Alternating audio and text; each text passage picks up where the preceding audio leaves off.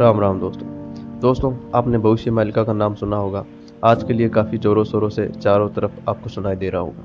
भविष्य मालिका की कई सारी भविष्यवाणियों की जानकारी आपको मिल चुकी होगी, लेकिन दोस्तों लोग इसका मजाक उड़ा रहे हैं, इसको झूठ समझ रहे हैं और न जाने इसके बारे में क्या क्या बोल रहे हैं। दोस्तों इसी के बारे में आज मैं आपको खुलकर जानकारी देने वाला हूँ।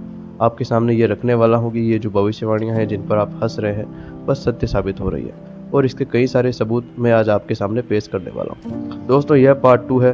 पार्ट 1 मैंने पहले ही बना दिया है और पहले ही आपको यह समझा दिया है कि भविष्य मालिका की कई सारी भविष्यवाणियाँ सत्य साबित हो रही है, लेकिन उसको अगर आपने नहीं देखा है तो उसकी वीडियो की लिंक मैंने डिस्क्रिप्शन में दे दी है। आप जाके उसे ज़रूर देखें ताकि आपके सामने सब साफ हो जाए।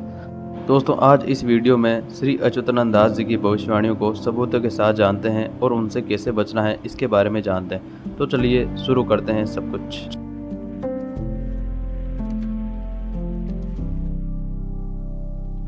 दोस्तों आज भविष्य मालिका की पहली भविष्यवाणी जिसको कि मैं आपको सबूतों के साथ साबित करने वाला हूं, तो वह है दोस्तों भगवान जगन्नाथ से जुड़ी हुई भविष्यवाणियां। दोस्तों भगवान जगन्नाथ से जुड़ी हुई कई सारी भविष्यवाणियां भविष्य मालिका में बताई गई है जो कि सत्य साबित हो चुकी है, लेकिन लोग उसको सच नहीं मानते हैं। तो दोस्तों आज आपको विश्वास हो जाएगा। दोस्तों पहली भविष्यवाणी उसमें की गई थी कि जब कलयुग का अंत आ रहा होगा, अर्थात सब कुछ विनाश की ओर बढ़ रहा होगा, तब भगवान जगन्नाथ के मंदिर के ऊपर जो झंडा है उसमें आग लग जाएगी, अर्थात उसमें आग लगने की कई सारी घटनाएं आपके सामने आएंगी। तो दोस्तों यह भी सत्य साबित हो चुकी है और इसके सबूत ये लीजिए। इतिहास में ये पहली बार हुआ है जब भगवान जगन्नाथ के मंदिर के शिखर पर दीपक से आग लगी हो। अब इस आग को लोग अशुभ संकेत मान रहे हैं।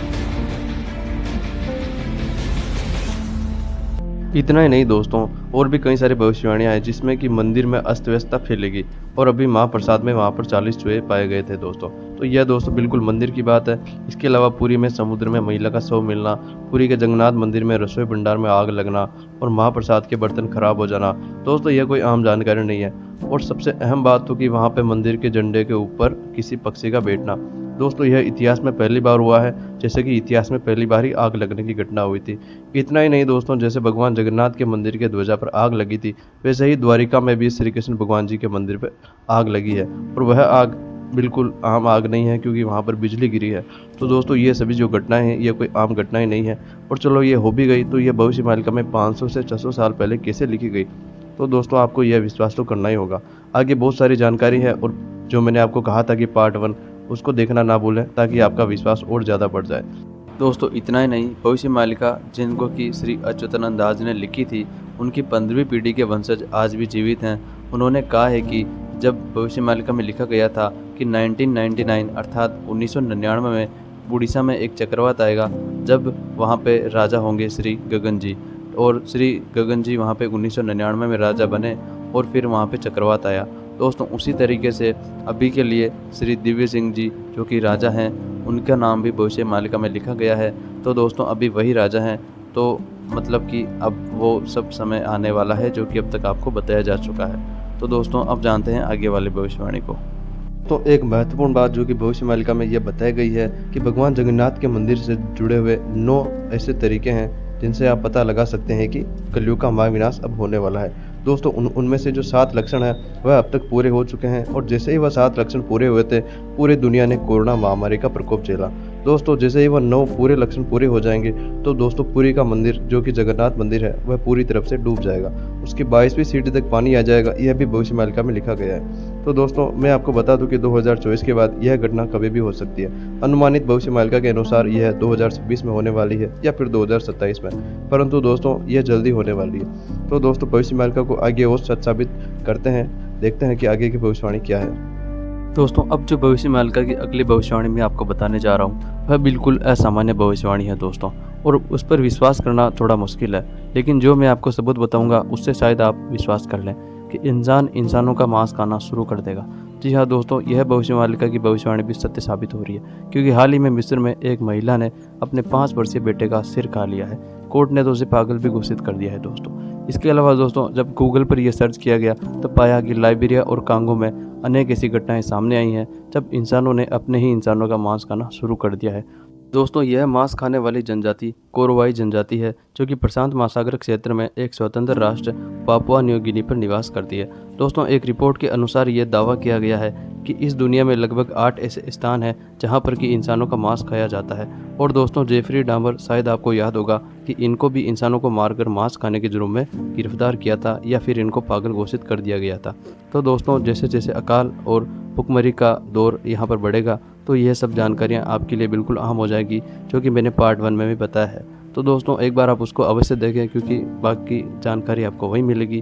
दोस्तों साथ ही भविष्य मालिका में ये भी बताया गया था कि जो भगवान के भक्त हैं उन्हें डरने की कोई ज़रूरत नहीं है, क्योंकि भगवान स्वयं धरती फाड़ कर बाहर निकलेंगे और उनको बताएंगे कि हाँ मैं तुम्हारे साथ हूँ, तुम्हें डरने की कोई ज़रूरत नहीं है। भविष्य मालिका की दोस्तों यही भविष्यवाणी थी कि भगवान की मूर्तियाँ जो कि खंडित हो सकती है लेकिन वह धरती फाड़ कर बाहर आएंगी, और ऐसी कई सारी घटनाएं आपको भूतकाल में देखने को मिल चुकी होंगी। अगर विश्वास नहीं है तो न्यूज़पेपर में देख लेना, समाचार पत्र में देख लेना या फिर गूगल करके देख लेना कि यह भविष्यवाणी भी सत्य साबित हो चुकी है। अब दोस्तों बात करते हैं आगे वाली भविष्यवाणी की। आगे दोस्तों भविष्य मालिका में बताया गया था कि जब कलयुग का अंत निकट होगा तब जो जीव जानवर है जो कि जंगलों में रहते हैं वह अब इंसानों के घरों में आने लग जाएंगे। अर्थात आपको कहीं भी खुले में आपको जानवर दिखाई देने लगेंगे, ऐसे जानवर जो कि सिर्फ जंगलों में ही रहते हैं। और दोस्तों ऐसी कई सारी घटनाएं आपको बीते कुछ समय में ही देखने को मिल चुकी है। मैंने आपके लिए कुछ घटनाएं लाया हूँ, उन्हें देखिए। उदयपुर के गोगुंदा सायरा मार्ग में एक घर में लेपर्ड घुस आया। सीढ़ियां चढ़ते हुए लेपर्ड पहली मंजिल के कमरे में घुस गया। वो गेट खोली रो जनवा से मत जाओ, साइड मत जाओ। नहीं मैंने बंद करना पड़ी। नहीं करना पड़ेगा, 2 मिनट को नहीं चढ़ावा दो। वो देखो बंद करना पड़ी, रूम तो पैक करना पड़ी। इतना ही नहीं दोस्तों, स्क्रीन पे आपको और भी कुछ घटनाएं देखने को मिल रही होंगी जिसमें आप अच्छे से समझ पा रहे होंगे कि जो जंगल के जानवर है वह इंसानों के बीच में आ रहे हैं, उन पे हमला कर रहे हैं और उनको नुकसान पहुंचाने की कोशिश भी कर रहे हैं। उनका मकसद केवल इतना है कि उन्हें उनकी जगह दी जाए, परंतु दोस्तों हम अब ये नहीं कर सकते हैं क्योंकि अब कैसे पूरा जंगल वापस। यहाँ तक कि दोस्तों शेर भी अब हमारे साथ आने के लिए मजबूर हो चुका है। गुजरात में ऐसी कई सारी घटना है, आप न्यूज़पेपर देख लेना या गूगल कर लेना। इस वीडियो में बताई गई या फिर पार्ट 1 में बताई गई किसी भी जानकारी को आप न्यूज़पेपर में या गूगल में चेक कर सकते हैं, वह झूठी नहीं है दोस्तों। अब हम बात करते हैं आगे वाली भविष्यवाणी की। दोस्तों भविष्य मालिका की आगे वाली भविष्यवाणी भी सत्य साबित होती हुई दिखाई दे रही है कि इंसानों में इंसानियत बिल्कुल ख़त्म हो जाएगी। दोस्तों 1500 रुपये के लिए महादलित महिला को नंगा करके पीटा। ब्रिटेन में बच्चों को मारने वाले नर्स को उम्र कैद, 7 बच्चों को अलग अलग तरीके से उनकी हत्या की गई।